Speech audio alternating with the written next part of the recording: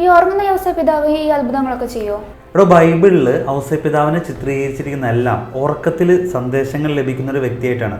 നമുക്കറിയാം, പരിശുദ്ധ അമ്മയെ രഹസ്യമായിട്ട് ഉപേക്ഷിക്കുന്ന സമയത്ത് മാലാഖ പ്രത്യക്ഷപ്പെട്ടതും, അതിനുശേഷം ഈശോയെ പ്രസവിച്ചതിന് ശേഷം ഹെറോദോസ് കൊല്ലാൻ നോക്കിയപ്പോൾ ഈജിപ്തിലേക്ക് പലായനം ചെയ്യാനായിട്ട് പറഞ്ഞതും ഉറക്കത്തിലായിരുന്നു.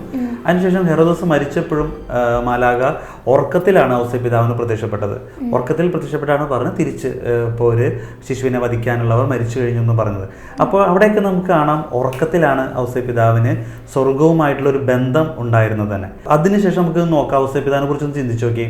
ഔസേപ്പിതാവ് ഈശോയെ മാതാവ് പ്രസവിച്ചതിന് ശേഷം വളരെ മണിക്കൂറുകൾക്കുള്ളിൽ തന്നെ ഔസേപ്പിതാവിനെ ഈശോയെ കൊല്ലാൻ ഹെറോദോസ് രാജാവ് തീരുമാനിക്കുകയാണ്. ഒരു രാജാവിൻ്റെ കൽപ്പനയാണ്. ഒരു ചെറിയൊരു രാജ്യം മുഴുവൻ ഭടന്മാർ ഇറങ്ങിത്തിരിക്കുകയാണ് കൊല്ലാനായിട്ട്. ഈ പാതിരാത്രി ഉറക്കത്തിൻ്റെ ഇടയിൽ ഇങ്ങനെ ഒരു സന്ദേശം ലഭിച്ച് ആ നിമിഷം തന്നെ അദ്ദേഹം വളരെ പെട്ടെന്നായിരുന്നു എണീക്കുന്നതും. അതിനുശേഷം ഇത്രയും ഭടന്മാരെ കണ്ണുവെട്ടിച്ച് മറ്റൊരു രാജ്യത്ത് അദ്ദേഹം എത്തി. അതൊരു സാധാരണക്കാരന് പറ്റുമോ? നമ്മൾ എപ്പോഴും ഔസേപ്പിതാവിനെ കാണുന്നത് ശാന്തനായ ഒരു വ്യക്തി എന്നല്ലേ, പക്ഷെ അത് സാധിക്കില്ല. അത് അത്രമാത്രം ധീരതയും അല്ലെങ്കിൽ ഒരു യോദ്ധാവിനെ പോലുള്ള ചങ്കുറപ്പുള്ള ഒരു വ്യക്തിക്ക് മാത്രമാണ് ഇത്രമാത്രം കാര്യങ്ങൾ ചെയ്യാൻ പറ്റുള്ളൂ.